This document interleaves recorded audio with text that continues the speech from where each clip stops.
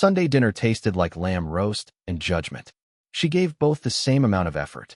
I was slicing the meat when our boy asked why he had to wash dishes when his sister never had to sweep. Simple kid stuff. The kind of little arguments families have when everyone is pretending things are fine. I said, calm as could be. Because I asked you, buddy. We will sort it out later. That is when she could not help herself. Elbows on the table. Wine glass spinning like she was center stage. And that smirk, the one she used on waiters, now aimed at me. Let us be honest. He is not a real man. Our daughter blinked. Our son froze with a green bean halfway to his mouth. Nobody moved. I swallowed, dabbed my mouth with a napkin, and kept quiet. No argument. No flinch. I did not give her the scene she wanted. She always wanted a scene. A reaction proved her story. The poor wife stuck with a man who does not get it. She mistook quiet for weakness. But in that quiet, something shifted. Not broken, unlocked. Later that night, she was on speakerphone, laughing too hard at something Chloe said. The friend she kept because you always need someone a little more toxic than yourself. I walked into the garage, opened the fireproof safe, and pulled a folder wrapped in an old college sweater. Inside was the blueprint. It started 4 years ago, after the first time she told me she would take everything if I did not grow a spine. Back then I thought it was just anger. Now I know it was a preview. I began building options. Slow. Quiet. I spoke with people, old mentors, my parents' estate lawyer, even a retired Internal Revenue Service agent I golfed with once. He had a line that stuck with me. Your only defense is to be gone before the bullet leaves the barrel. I took that to heart. Trusts, custodial accounts, ownership transfers, asset shields. I never thought I would use any of it. I hoped I would not. But when someone tries to humiliate you in front of your kids, plays at emasculating you, and then goes back to sipping Merlot like it is nothing, you stop hoping. You start executing. You know, more than 90% of people listen to stories like this and never subscribe. If you are one of them, take 2 seconds and hit subscribe. It helps my crew bring more justice-driven stories to life. All right, back to it. By midnight, she was asleep, mouth half open, one leg thrown across the blanket like a soap opera villain who passed out after stirring the poison. I stood in the doorway for a moment. She had no idea that the not a real man had just made the first move in a 10-step plan that would change her world. She thought manhood was about volume and rage. Some men do not raise their voice. They raise the floor until you realize you are standing on a trapdoor. And when you hear the click, it is already too late. Monday did not start with revenge. It started with espresso. She was upstairs putting on her usual show of perfect motherhood, calling for the kids to brush their teeth, asking what they wanted for lunch even though she had already decided. I pulled out of the driveway like always, but I did not turn toward work. I headed to a small cafe off Main Street, the one with bad scones and good privacy. I parked by the side door and went in. There he was in a corner booth, Arthur Bennett. Old, gray, eyes sharp as a rusted scalpel. He handled my parents' estate like a chess grandmaster. He knew the tax code like he wrote it. When he retired, I kept his number. He looked up and skipped small talk. You look like a man who just hit the last straw, he said, sliding a folder across. I sat, did not order, opened the manila envelope. Inside were the alternate filings, draft custodial entity forms, and trust amendment orders, templated and waiting. I would like to execute the alternates we discussed, I said. He did not blink. Which ones? All of them. No heat. No bitterness. Surgical. Men burned themselves down trying to fight with fire. I was done fighting. I was removing. By 10:27 in the morning, the documents were notarized, scanned, and sent. The 2 529 college plans we set up years ago were moved into a separate custodial structure. New grantor, me. New oversight, Arthur's firm. New beneficiary terms, locked. She was still listed in the family trust as a co-contributor once. That used to give her a window. Not anymore. Now her login hit, permission denied. Her email was removed from alerts. Her signature authority revoked. Our kids' future tuition, the accounts I had funded from side consulting and contract bonuses while she bragged about her Pilates certification, was now completely outside her reach. I did not move everything to punish Jessica. I did it to protect our kids. A person who can say he is not a real man in front of her own children is not above turning tuition into a weapon when divorce papers hit the table. She always assumed the college funds were joint just because they sat under our roof, and I never corrected her. I did not brag about what I was building. She never asked where the deposits came from. She never contributed. She thought they were hers because I did not demand credit. Let her learn otherwise. At 1:12 in the afternoon, an email arrived from the state registrar. The custodial entity was active. At 1:38, Arthur followed up. Everything is in motion. She is off the access list. You are fully firewalled. No calls from her. No clue. That evening she lounged on the couch, still in workout leggings, feet up, chewing gum like a teenager, scrolling her phone. Ethan did not finish his spelling, she muttered. I am not dealing with it. That is your job. She did not even look at me. She had no idea the future she took for granted was no longer something she could claim. She kept talking. I kept listening. Quietly, I crossed off the next box on my list. Tomorrow would handle the older, bigger pieces. But today I had locked in our children's degrees, even if their mother never saw another cent. The first time she threatened divorce, she held a glass of wine while a Real Housewives marathon played. She did not even pause the episode. I swear, if you do not start making real money again, I am calling my cousin's lawyer. That was 2 years ago. I remember because she wore a silk robe she did not pay for, standing in a kitchen I had remodeled with bonus checks she never acknowledged. The phrase "my cousin's lawyer" stuck under my tongue. Not our lawyer. Now we will talk. Her cousin. The one who sells houses to people who treat inheritance like breakfast. That night I sat in the garage and stared at my old notebooks. Not ledgers exactly, escape plans. Back then they were just mental exercises, therapy on paper. Something changed. I called my Uncle Henry, a former contractor who had moved to Nevada and moonlighted setting up real estate, holding companies for retirees and warriors in training. Set me up a structure, I said. Quiet. Something that can hold residential property. He did not ask why. He just said, finally getting smart? Over the next 3 months, I formed a second living trust, mine alone. It was tightened with state-specific protections that make challenges nearly impossible, backed by the fact that the seed capital came from an inheritance, not marital income. That was the key. She assumed everything was ours because I let her. That is how peace looks sometimes. They pick the wall color while you hold the deed. We moved the house quietly into a holding company under the trust. The mortgage was already gone, paid off the year before with a consulting contract from a private client who did not care if I worked in sweatpants. I shifted the title like a surgeon working around nerves. Vehicles were paid in cash and registered to a limited liability company tied to my cousin's defunct catering business in Florida. The Department of Motor Vehicles did not care. Retirement took finesse, but 2 years ago I opened a solo 401k under my consulting entity. She never knew it existed. It has done more for our future than the shared individual retirement account ever did. Everything I did was slow, deliberate, boring. The kind of paperwork that puts people to sleep at dinner parties. While she reposted memes about alpha men handling real women, I was stacking walls she did not know were there. I did not do it out of hate. I did it because I knew the weather would turn one day. I did not know when, but I knew the temperature in the house was not rising. It was not cold either. Worse than cold, lukewarm contempt. Respect wearing a smirk and living as a joke. Her Sunday dinner line did not light the fire. It just made me admit I was already holding the match.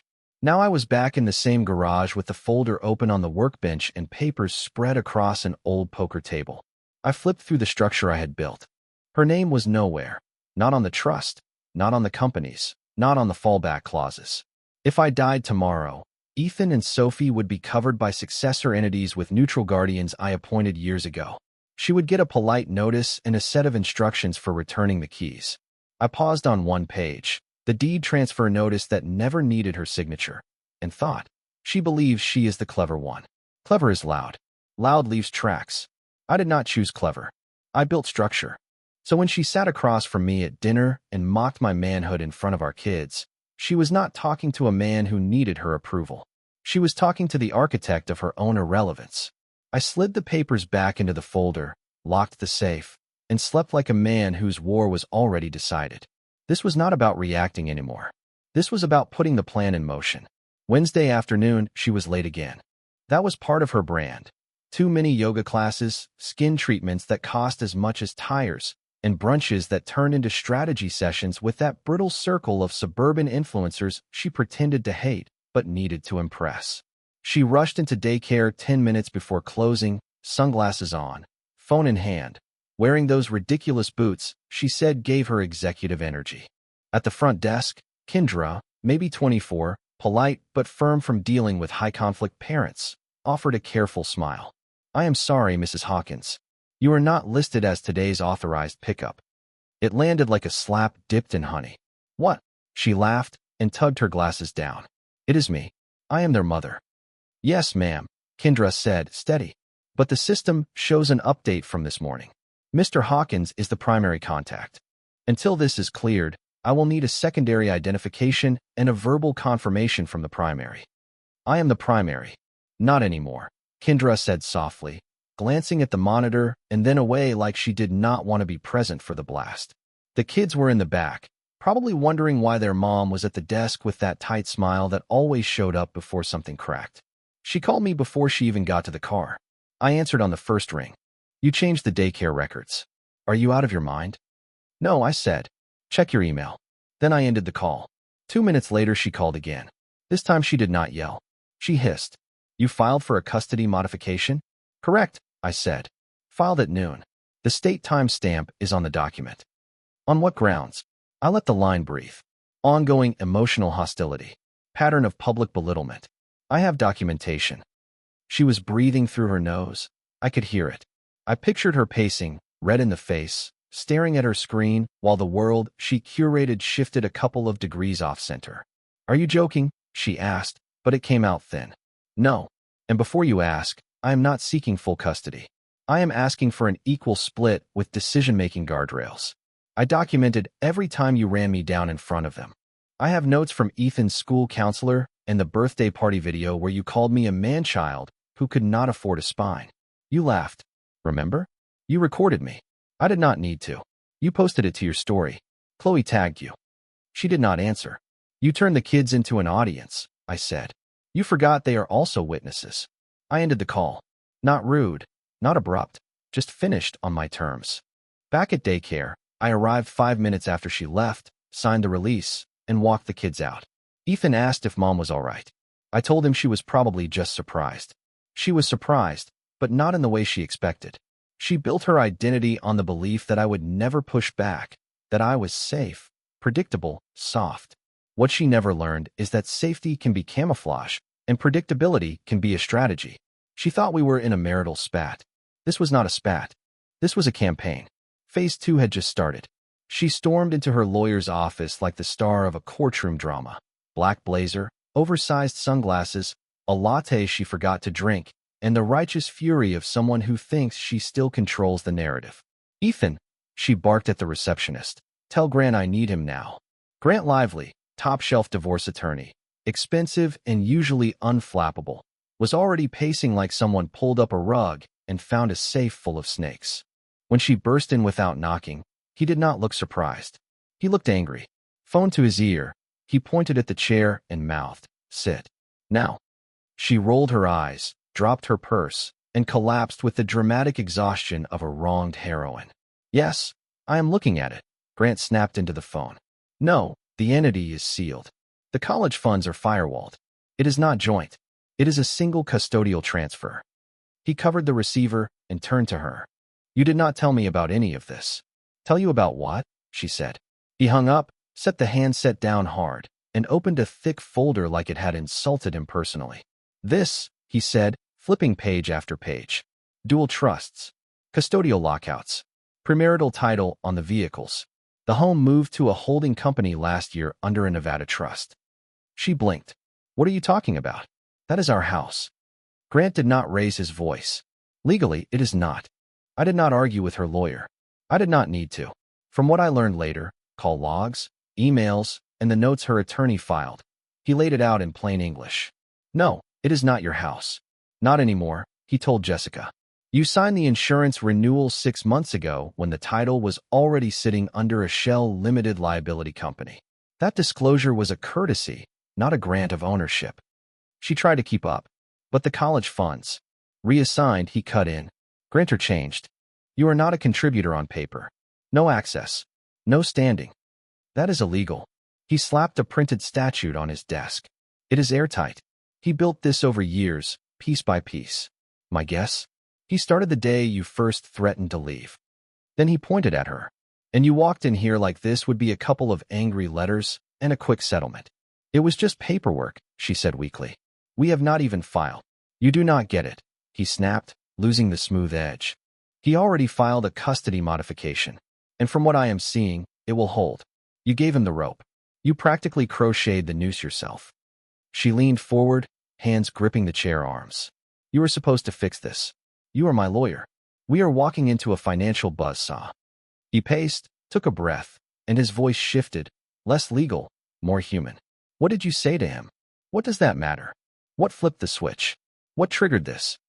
She stared at her perfect nails like the gloss might have the answer. We had dinner, she muttered. I made a joke. What kind of joke? I said he was not a real man. Her attorney blinked once. You mocked your husband in front of your children, and now he is taking your position apart, piece by piece. It was a stupid comment. I did not mean.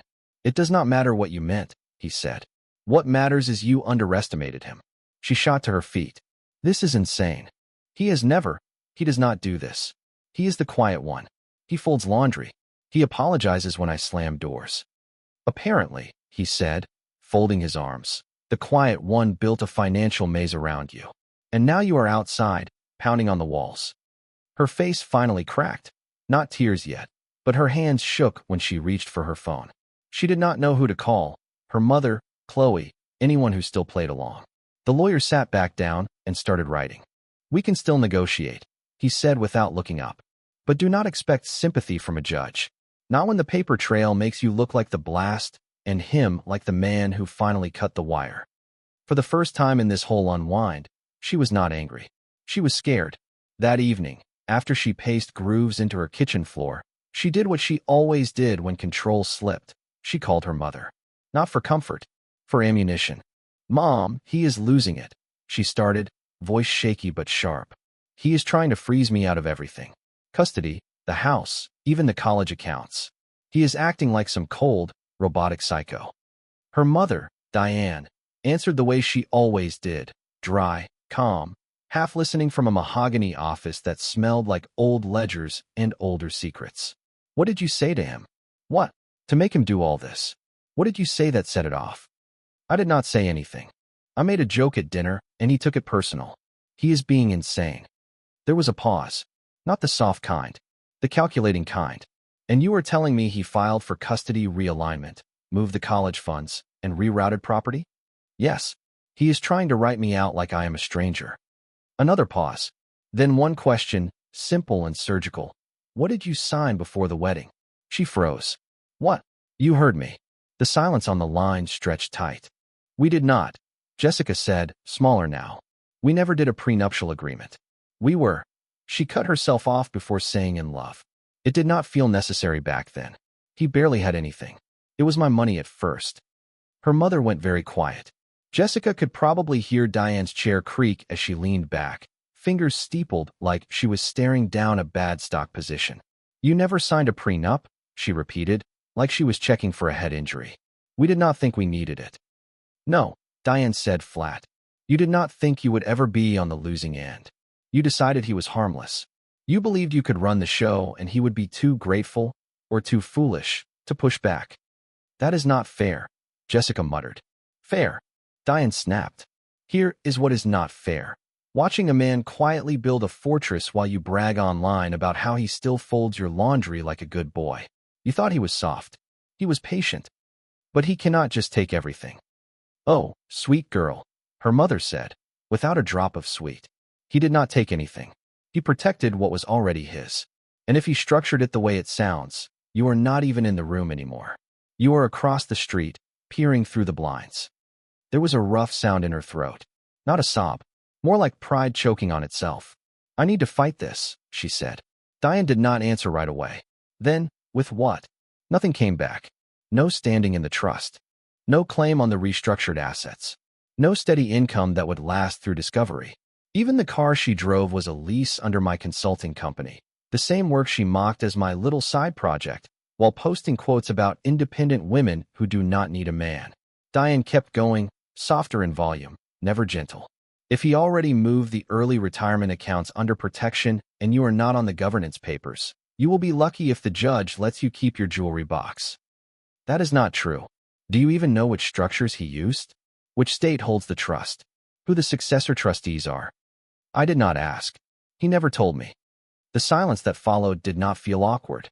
It felt like a verdict. I suggest you stop complaining and start apologizing, Diane said. Not with tears. Not as a performance. Find him. Talk. Save what you can. He hates me. Probably, Diane said. Hating someone does not mean they are unreasonable. It means they are done pretending. Click. No goodbye? Jessica stared at the wall. The house had gone painfully quiet. The wine rack glinted like it was laughing at her. Family photos on the mantel, vacations, holidays, looked like museum pieces from a life where she never noticed the man beside her was building an escape hatch under their feet. No prenuptial agreement. No fallback. No idea how far this ran. And for the first time, she understood something terrifying. The power she believed she owned was never truly hers. She picked a cafe she thought would shrink me down. Overpriced tea. Soft guitar looping in the speakers. A hint of vanilla in the air that said, "We are two adults having a polite talk." She arrived first and staged a window seat like an Instagram post. Hair curled just so, makeup tuned to concerned but glowing. She even ordered my favorite herbal tea, as if muscle memory could patch what manipulation tore. When I walked in, she saw it at once.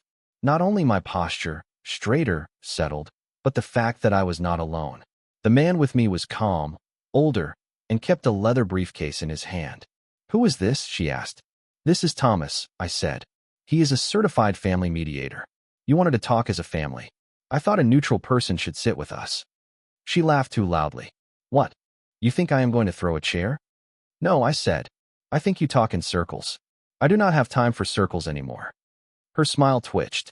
"So this is a legal meeting." "It is a clear one," I said, and took my chair without touching the tea. Thomas opened a folder and noted the time, the date, and the purpose of the meeting. She tried to cut through the formality. "Can we just talk, please? I am still your wife, not a hostile witness." It did not land. Not on Thomas. Not on me. I waited for the small talk to end, then slid a sealed envelope across the table. "What is this?" "Documentation," I said. She opened it like she knew it would bite. Inside were printed records. Old text messages she forgot. Screenshots from her private Instagram where she captioned a photo of me asleep with my third child, followed by a face with rolling eyes. A printout from a group chat where she called me a walking flannel-wrapped embarrassment who cries during Pixar movies but cannot hold a real job. A still frame from a backyard party, her on a friend's patio, cocktail in hand, doing my voice for laughs. At the bottom sat a square with jagged pixels. "What is this?" "A quick response code," I said. "Play it." Her hands shook as she scanned. The video loaded. New Year's party. She was holding court like it was an audition. "Honestly, he is not even a man," she told the room. "He is a utility. He changes light bulbs and folds laundry. That is his personality." Laughter. She waved big. "Do not get me started on bedtime intimacy. He has the passion of a thermostat, and even that resets itself." She went pale. Her lips parted. No words. "You recorded me," she whispered. I tilted my head. "You posted it. Your friend Liv tagged you. You deleted it the next morning." I do not forget the sound of someone laughing while carving me open. She set the phone down. Her hands trembled. "You kept all this. You taught me to be quiet," I said. "I learned to listen better." Thomas did not interrupt. His pen moved. "This is character assassination," she tried. "This is petty. This is—" "No," I said, voice still low. "This is a pattern. This is context. This is why I filed for custody realignment. This is why the assets are locked. This is why reconciliation is not on the table." Tears finally gathered. Whether they were real or tactical, even she might not have known. "I thought we could fix this," she said. "I am not after revenge," I told her. "I am after boundaries. You are trying to erase me." "No," I said, softer now. "You did that. I am giving you exactly what you said you wanted," I told her. She blinked like I was speaking another language. "What do you mean?" "You once said, 'I wish you would disappear so I would not have to pretend I respect you.' You said it to Chloe. On speakerphone. In our kitchen, the kids were upstairs. Her mouth opened and closed. No words, just air. I do not want to disappear, I added. I want peace. I finally found it. You are not invited to wreck it. I stood, nodded to Thomas, and walked out. I left her with the envelope, the untouched tea, and the version of herself she never thought anyone would force her to face. The mediation room later was not the temple she imagined. No mahogany walls. No weighty judge's bench. Just a bland conference room that smelled like stale coffee and fluorescent lights. The table was scarred from 100 other marriages that ran out of road. She came in with her chin high, a tailored blazer like armor, her lawyer at her shoulder like a sword. I was already seated. No tie, pressed shirt, same quiet eyes, but the fold was gone. Across from us, my attorney, someone she did not recognize, gave a polite nod and opened a leather folder. He placed documents with the steady calm of a man who has closed this chapter 100 times. Her attorney, Grant, cleared his throat like he was about to deliver a knockout. We are requesting fair spousal support based on the length of the marriage and her standard of living. We are also seeking 50% of the home's equity and joint say over the children's college funds. He leaned back like he had just served an ace. My attorney did not blink. He slid a thick manila folder across. We expected that, he said. Here is the full chain, source of funds, transfers, notarized records, and trust structures. You will see that every major asset is either premarital or was independently structured before any filings. Grant opened the folder and stopped talking. Inside was the grind. The house, purchased through a separate entity before the wedding, with proof that the mortgage was retired using money from a trust created from my late father's inheritance. She had signed a disclosure waiver 2 years into our marriage, witnessed and notarized. The vehicles, technically leased under a corporate limited liability company that predates the wedding. Retirement, a solo 401k under my consulting entity with protective language blocking spousal claims, supported by state exemptions. Even the savings bonds from her grandmother, sitting in a custodial trust, and she had been off that paper for over a year. Joint items, Grant asked, voice smaller now. Inventory is on page 7, my lawyer said. Some furniture, household electronics, and one shared checking account with less than $2,000. Everything else shows a clean chain and separate structure. The mediator glanced up at her. You have reviewed this with your counsel? This is not. None of this was mine, she said. We lived in that house. The judge, late 60s, reading glasses, patience in short supply, spoke for the first time. Ma'am, this is not about your feelings. This is about what is documented. I raised our kids in that house, she snapped. I kept the family running while he documented. Documented or not, the judge repeated, firmer now. Grant leaned toward her and whispered. She pulled away, eyes skittering across the pages. Line by line, she found her name in exactly 2 places, a trust disclosure waiver at the start, and a text she once sent me that read, Fine, if you want to handle the boring money stuff, go for it. That sentence sat in an exhibit sleeve like a pinned butterfly. The judge cleared her throat. My recommendation is as follows. Petitioner retains all premarital and independently structured assets. Respondent receives the 2017 Lexus and personal effects, with no claim to retirement accounts or custodial trusts. Custody will follow the modified plan submitted last week, pending final review. She tried to talk, hands fluttering like words might fly over the stack and save her. The judge lifted a palm. You may request an additional hearing if new material appears. Otherwise, I suggest you accept. I was his wife, she said, stunned. I gave him everything. You gave him mockery, my lawyer said evenly, and the illusion of control. He answered with documentation. The room went still. She looked at me, hunting for mercy, nostalgia, regret. I did not gloat. I did not blink. I just waited for signatures. When the papers were done, she walked out carrying a thin folder and a heavier silence. She had lost everything she thought she controlled. No shouting, no slammed doors, just ink. That night her first shot went up online at 7:13 in the evening. Men who weaponize money to punish good mothers are everything wrong with this world. Black and white selfie attached. No makeup, dim light, chin tipped down like she was in mourning. The filters were quiet but calculated. She was not chasing grief or rage. She was auditioning for innocence. She tapped upload, leaned back, and waited for the wave of approval. At first, it came fast. Heart emojis, a few "you're so strong," notes from people she had not texted in months. A distant cousin chimed in with "preach," sending love. It lasted maybe 8 minutes. Then the turn. Someone asked, "Didn't you mock him at that New Year's party? Wasn't there a video?" Another person dropped a link. There it was again, her with a drink in hand, mimicking my voice, a ring of adults snickering. "Oh, Jason," she slurred in the clip. "He's like a home assistant, only with worse jokes and lower testosterone." Cut to her on a lawn chair. "Honestly, the only reason I keep him around is he does the laundry without being asked." The comments packed up and marched from that video to her post. Screenshots piled in, old threads, captions, and texts she forgot the internet never does. "You called him your live-in house elf. Didn't you say you forget he is even in the room? Is this the same guy you labeled a flannel-shaped void?" People were not kind. They were precise. The hardest blow came from someone she used to brunch with, Dana, or maybe Danielle. One line. "You used to say he was harmless. Quiet. Useless. Guess he was just quiet." No one defended her. Even Chloe, her most loyal hype woman, did not tap like. The group chat she opened to vent went silent within an hour. Then one person left. Then another. 3 direct messages she sent out got one answer. "I thought you said he was just a stay-at-home dad." That one stung. That had always been the pitch. Me as background, folding towels and picking up dry cleaning while she built an empire of filtered confidence. Now she was the villain in a story she never realized had an audience. The post stayed for 2 hours and then vanished into archive. Not deleted. Hidden. Denial in a bathrobe. By morning her inbox was full. 2 brands paused sponsorships. A third wanted to reassess tone alignment. Her sister did not call back.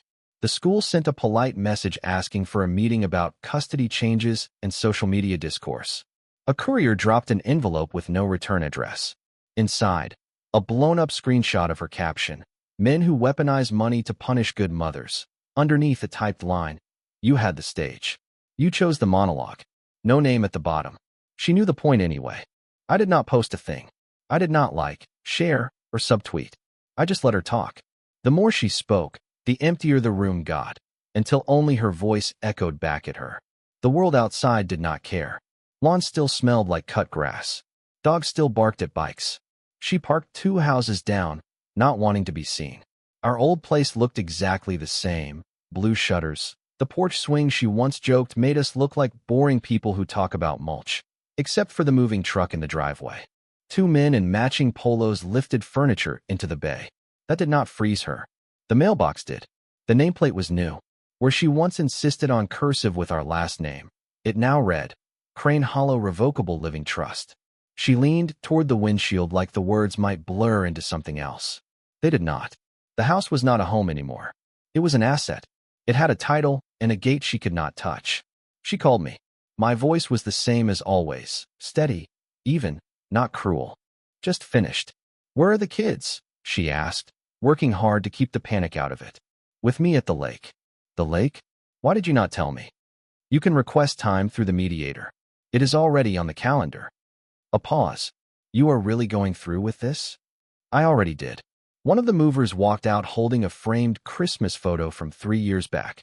The kids in matching pajamas, her with a mug that said Queen Bee, smiling like she believed it. "You said I was not a real man," I told her soft. Loudly, publicly, over and over. "I stopped trying to prove you wrong. I became something else." "You never raised your voice," she said. "No," I said. "I did not have to." She had nothing to argue with. The car she drove was leased through a company she could not find. The house she curated by catalog was owned by an entity with a colder name than her reflection. The children lived on a schedule she did not design, enforced by a process she could not spin. The last boxes, garage, winter clothes, slid into the truck. The door slammed. That sound closed the door on the life she told herself could be rescued with a good post and a harder push. She did not cry. Not yet. She sat with the engine off and her hand on the wheel like momentum might still be there if she asked nicely. A breeze pushed dead leaves across the hood.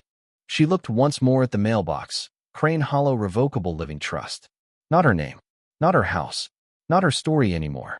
That is when it finally reached her. The revenge she expected to come like fire and sirens had arrived like snowfall. Quiet, absolute, already done.